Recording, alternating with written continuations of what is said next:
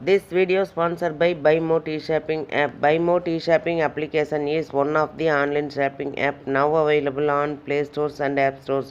இது எதுக்காக கொடுத்துருக்கோம் அப்படின்னு வந்து பார்த்தீங்கன்னா, இந்த BuyMo T-Shoppingல போய் நீங்கள் ஷாப்பிங் பண்ணும்போது கண்டிப்பாக பொருள் வந்து தரமானதாக நியாயமானதாக கண்டிப்பாக இருக்கும். இது வந்து நீங்கள் அமேசான் ஃப்ளிப்கார்ட்டில் ஆர்டர் பண்ணுறதை விடவும் இது வந்து விலை குறைவாக கிடைக்கும். கண்டிப்பாக கம்பேர் பண்ணி பாருங்கள், கம்மியாக கிடைக்கும். அதே மாதிரி இதோட லிங்க் வேணும்னா நான் வந்து டிஸ்கிரிப்ஷனில் கொடுத்துருக்கேன். அந்த டிஸ்கிரிப்ஷனில் போய் டச் பண்ணிங்கன்னா அந்த லிங்க்கை டச் பண்ணும்போது நீங்கள் ப்ளே ஸ்டோர் போகும். அதை வந்து டவுன்லோட் பண்ணி நீங்கள் வந்து உங்களுடைய ஆர்டரை நீங்கள் வந்து எடுத்துக்கலாம். என்ன பொருள் வாங்குறதுனாலும் வாங்கலாம். ஹோம் அப்ளையன்சஸ் வாங்குறதுனாலும் வாங்கலாம், இல்லை காய்கறி வாங்குறதுனாலும் வாங்கலாம், வீட்டுக்கு மளிகை பொருட்கள் வாங்குறதுனாலும் இந்த ஆப்பில் போய் நீங்கள் வாங்கும்போது உங்களுக்கு குறைவான விலையிலையும் தரமானதாகவும் இருக்கும். இதை தான் நம்ம எல்லாருமே விரும்புவோம். அதே நம்ம விரும்புகிற மாதிரி பொருள் வேணும்னா நீங்கள் ஒரு தடவை இந்த BuyMo ஷாப்பிங் பண்ணி பாருங்கள், உங்களுக்கு ரொம்ப ரொம்ப பிடிக்கும். லிங்க் வந்து டிஸ்கிரிப்ஷனில் இருக்குது, யூஸ் பண்ணிக்கோங்க. Welcome to my channel. இன்றைக்கி என்ன பார்க்க போகிறோம் அப்படின்னா, மாஸ்கோ மீது உக்ரைன் இராணுவம் ட்ரோன் தாக்குதல் நடத்தியிருக்காங்க. கனிமொழி குழு சென்ற விமானம் வந்து பத்திரமாக தர இறங்கியிருக்கு. அதை பற்றி தான் பார்க்க போகிறோம். வாங்க வீடியோக்குள்ளே போகலாம். ரஷ்யா தலைநகர் மாஸ்கோவில் உக்ரைன் இராணுவம் ட்ரோன்கள் மூலம் தாக்குதல் நடத்தியது. இதன் காரணமாக கனிமொழி தலைமையிலான இந்திய எம்பிக்கள் குழுவினரின் விமானம் மாஸ்கோவில் தரையிறங்க முடியாமல் வானில் வட்டமடித்தது. 45 நிமிடங்களுக்கு பிறகு அவர்களின் விமானம் பத்திரமாக தரையிறங்கியது. எல்லை தாண்டிய தீவிரவாதத்தை ஊக்குவித்து வரும் பாகிஸ்தான் குறித்து உலக நாடுகளிடம் ஆதாரத்துடன் எடுத்துரைக்க சசி தரூர், ரவிசங்கர் பிரசாத், கனிமொழி உள்ளிட்டோர் தலைமையிலான 7 எம்பிக்கள் குழு அமைக்கப்பட்டு உள்ளன.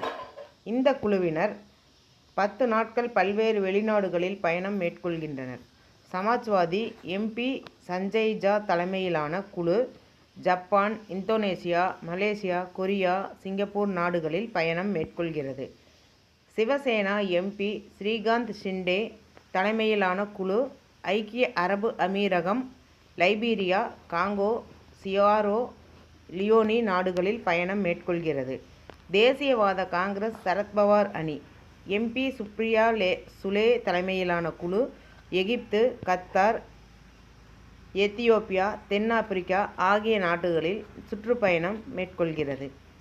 காங்கிரஸ் எம்பி சசி தரூர் தலைமையிலான குழு America, Panama, Guyana, Brazil, Colombia நாடுகளுக்கும், பாஜக எம்பி ரவிசங்கர் பிரசாத் தலைமையிலான குழு பிரிட்டன், பிரான்ஸ், ஜெர்மனி, ஐரோப்பிய ஒன்றியம், இத்தாலி, டென்மார்க் நாடுகளுக்கும், பாஜக எம்பி பைஜயந்த் பாண்டா தலைமையிலான குழு Saudi Arabia, Kuwait, Bahrain, Algeria நாடுகளுக்கும் சுற்றுப்பயணம் மேற்கொள்கிறது.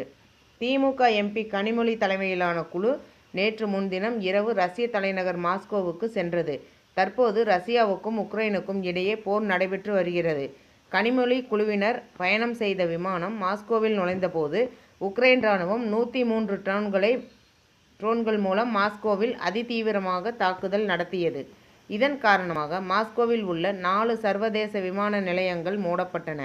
கனிமொழி குழு சென்ற விமானம் உட்பட ஏராளமான விமானங்கள் தரையிறங்க முடியாமல் 45 நிமிடங்கள் வானில் வட்டமடித்தன.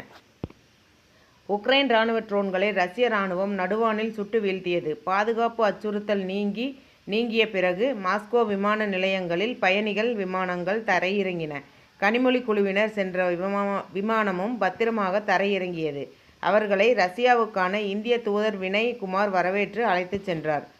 கனிமொழி குழுவில் ராஜீவ் ராய், மியான் அட்லப் அகமது, கேப்டன் பிரிஜேஷ் சௌதா, பிரம்சந்த் குப்தா ஆகியோர், குமார் மிட்டல் ஆகிய எம்பிக்கள் இடம்பெற்றுள்ளனர். மேலும் மத்திய வெளியுறவுத்துறையைச் சேர்ந்த மூத்த அதிகாரிகள் மன்ஜீவ் எஸ் புரி, ஜவித் அஸ்ரப் ஆகியோரும் உள்ளனர். இந்த குழுவில் ரஷ்யாவின் சர்வதேச விவகார கவுன்சில் துணைத் தலைவர் ஆண்ட்ரோ டெனிசோவ் மற்றும் மூத்த எம்பிக்கள் மாஸ்கோவில் நேற்று சந்தித்து பேசினர்.